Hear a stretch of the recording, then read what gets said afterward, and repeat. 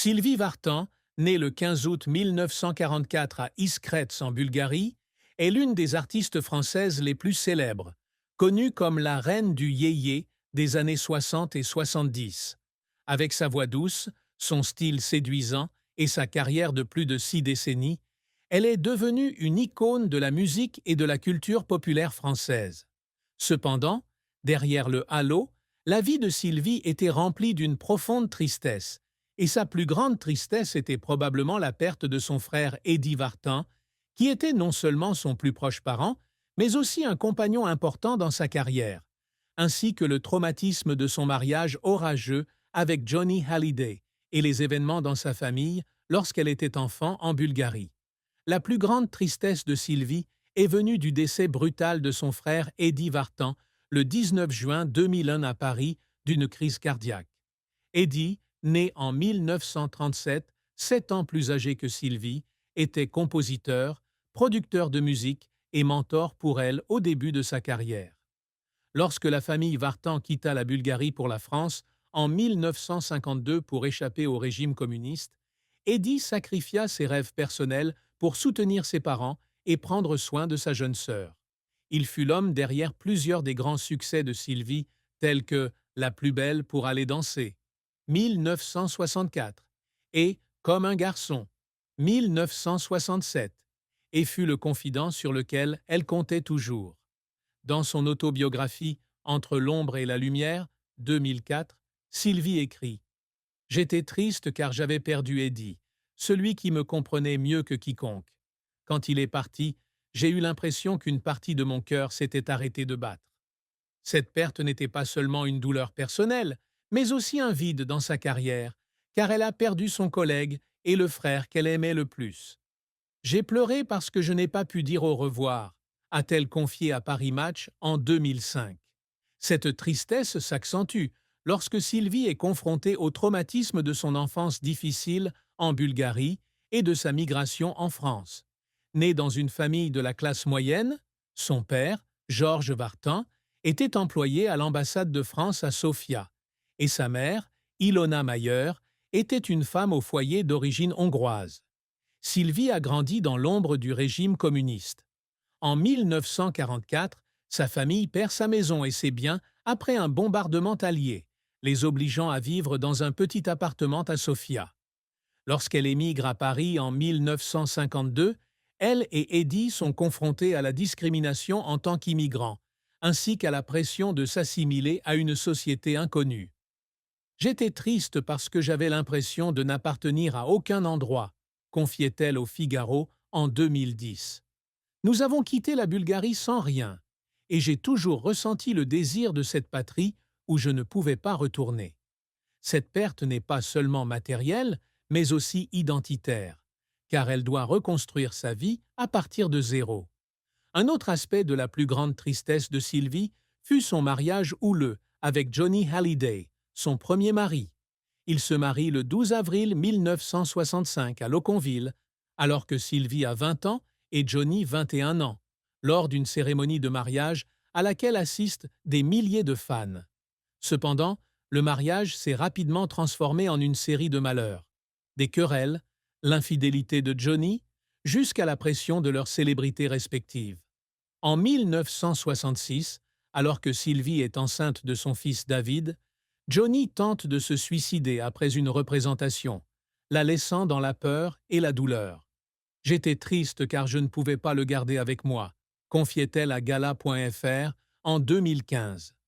Le mariage prit fin en 1980 après 15 années tumultueuses, la laissant profondément attristée par ce dont elle avait rêvé. Une famille heureuse qu'elle ne pouvait pas avoir avec Johnny. En fin de compte, la plus grande tristesse de Sylvie Vartan est peut-être une combinaison de pertes personnelles et de blessures du passé. Le décès d'Eddy, son enfance difficile en Bulgarie et son mariage brisé avec Johnny lui ont laissé des vides qui ne pourraient jamais être comblés. « Je suis triste parce que je n'ai pas pu protéger les gens que j'aime », a-t-elle déclaré dans une interview en 2023 sur France 2. C'est la tristesse d'une femme qui s'est élevée des Iskrets au sommet de la musique française, mais qui porte encore les cicatrices d'une perte irrévocable. une tristesse profonde, persistante et indélébile. La carrière de Sylvie Vartan a été un long et inspirant parcours où les succès éclatants se mêlent à des échecs cuisants et à des moments qui l'ont fait pleurer. D'une jeune immigrée à Paris, Sylvie est devenue l'une des chanteuses les plus célèbres de France, mais le chemin n'a pas été facile. Sa carrière témoigne de son talent, de sa persévérance et de sa capacité à surmonter les difficultés, parfois jusqu'aux larmes. Le parcours professionnel de Sylvie a commencé par une opportunité fortuite en 1960, alors qu'elle avait 16 ans. Eddie, alors assistant du producteur Daniel Filipacci, le convainc de laisser Sylvie s'essayer à une chanson. Le résultat fut son premier single, Panne d'essence, un duo avec Frankie Jordan, sorti en octobre 1960 et qui devint rapidement un tube. En 1961, elle signe chez RCA Records et sort Quand le film est triste, lançant officiellement sa carrière solo. Mais sa grande percée arrive en 1962 avec Le Locomotion, une version française du tube de Little Eva qui la propulse au rang de star dans le yéyé, le mouvement musical des jeunes en plein essor en France. J'ai l'impression de vivre dans un rêve, confiait-elle au Monde en 1963. Les années 60 furent l'âge d'or de Sylvie. Des succès tels que La plus belle pour aller danser, 1964, Comme un garçon, 1967, et Qu'est-ce qui fait pleurer les blondes, 1976, fait d'elle une icône de la musique française, avec des millions de disques vendus dans le monde. Elle se produit dans de grandes salles comme l'Olympia, 1961, 1963, 1968, et le Palais des Congrès, 1975, attirant des milliers de spectateurs. En plus du chant, Sylvie s'essaie également au cinéma, dans des films comme Chercher l'idole, 1964, Patate, 1964, et Les Petites Têtes, 1982, même si elle n'obtient pas autant de succès que sa musique. En 1970, elle conquiert le marché international avec l'album Sylvie à Nashville, collaborant avec des musiciens américains et enregistrant au Tennessee, étendant son influence aux États-Unis et au Canada. Après avoir déménagé aux États-Unis dans les années 1980 avec Tony Scotti, Sylvie poursuit sa carrière avec des albums tels que I Don't Want the Night to End, 1979, et Made in USA, 1985, et se produit à Las Vegas et Los Angeles. Elle revient également régulièrement en France pour de grands concerts, comme au Zénith de Paris en 1996 et au Grand Rex en 2018 pour célébrer ses 50 ans de carrière. En 2023, à 79 ans, elle sort l'album Merci pour le regard, hommage à son public, prouvant son attrait durable. Ses succès ne témoignent pas seulement de son talent, mais sont également le résultat de sa persévérance et de sa passion sans faille. Cependant, la carrière de Sylvie n'a pas toujours été de tout repos. L'un des plus grands revers fut un grave accident de la circulation le 20 avril 1970 à Colombey-les-Deux-Églises lorsque la voiture qu'elle conduisait percuta un camion, lui laissant de graves blessures au visage et aux côtes. « J'ai pleuré parce que je pensais que ma carrière était terminée », a-t-elle déclaré à Paris Match en 1975. Elle a subi de multiples opérations de chirurgie esthétique aux États-Unis et a pris plus d'1 an de pause dans la chanson, une période remplie de douleurs et de doutes. Bien qu'elle revienne avec La Maritza, 1971, cet échec est un choc énorme, la forçant à affronter la peur de perdre son apparence, qui avait été une part importante de sa carrière.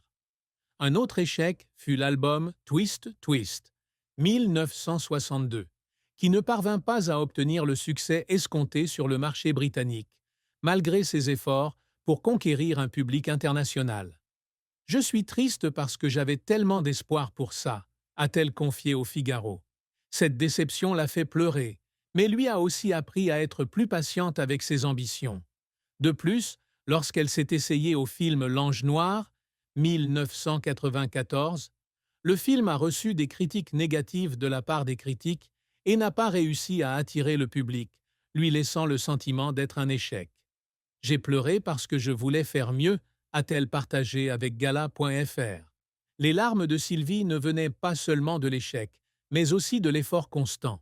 Pour préparer sa prestation à l'Olympia de 1968, elle répète pendant des mois, malgré la naissance de son fils David, 1966, et la pression de son mariage avec Johnny.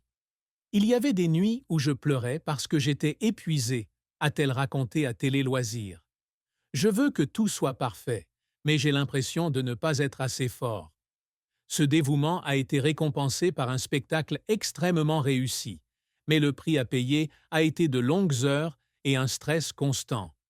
Lors de l'enregistrement de Sylvie à Nashville, Sylvie a dû faire face à des barrières linguistiques et à de nouveaux styles musicaux.